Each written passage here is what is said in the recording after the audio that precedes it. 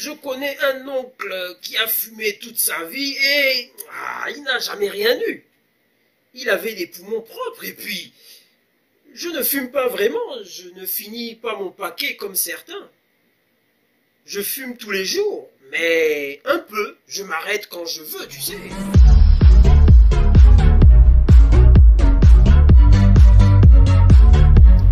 Amis du jour, bonjour. Amis du soir, bonsoir. T'as pas une clope? Les Amérindiens fumaient le tabac enroulé dans des feuilles végétales et des pipes. Il fut introduit en Espagne par les conquistadors au XVIe siècle. La cigarette fit son entrée en France vers 1830, ramenée d'Espagne par les soldats de Napoléon Ier. La distribution gratuite de tabac gris aux soldats pendant la Première Guerre mondiale généralisa la consommation de tabac. En 1982, la production mondiale de cigarettes atteignait 4600 milliards d'unités. Source Wikipédia. Mes chers amis, je vous parle aujourd'hui de ce sujet car j'ai été moi-même un consommateur de cigarettes. Entre 18 et 21 ans et entre 24 et 27 ans si je ne me trompe pas. Il est souvent difficile pour un consommateur de s'arrêter, d'en parler.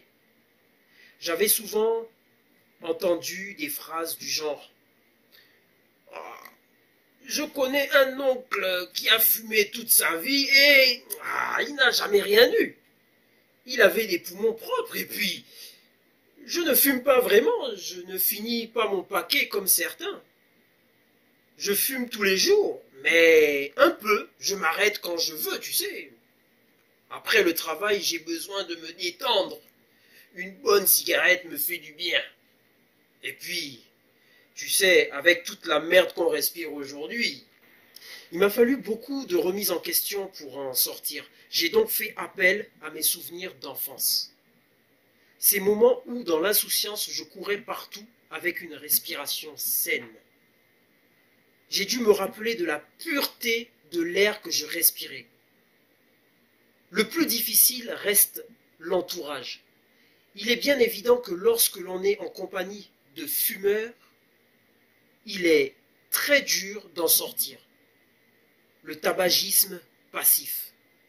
L'odeur de la cigarette que l'on allume attise et entretient l'envie de rechuter.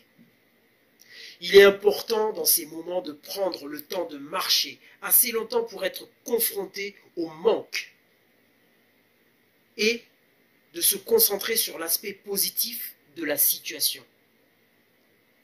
Se sentir respirer profondément, s'oxygéner, moins tousser, etc. Lorsque je me suis mis à la musculation, j'ai senti que je stagnais. Je manquais aussi d'endurance. Je me sentais comme pollué. Tout ceci a permis une prise de conscience. Ce que l'on respire pénètre nos muscles, notre peau, notre corps. Et je veux le meilleur. Je dis bien le meilleur pour mon corps.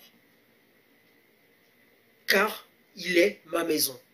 Mes chers amis, si parmi vous, il y en a qui fument, il n'est pas trop tard pour leur dire de s'arrêter. Replongez-vous dans votre enfance et regardez vers l'avenir. Pensez à votre corps. En gros, aimez-vous. Pour terminer, en France, comme dans beaucoup de pays, la cigarette est la première cause évitable de maladie et mortalité. Si vous avez aimé cette vidéo, n'oubliez pas de liker, de partager et surtout de vous abonner. À très bientôt.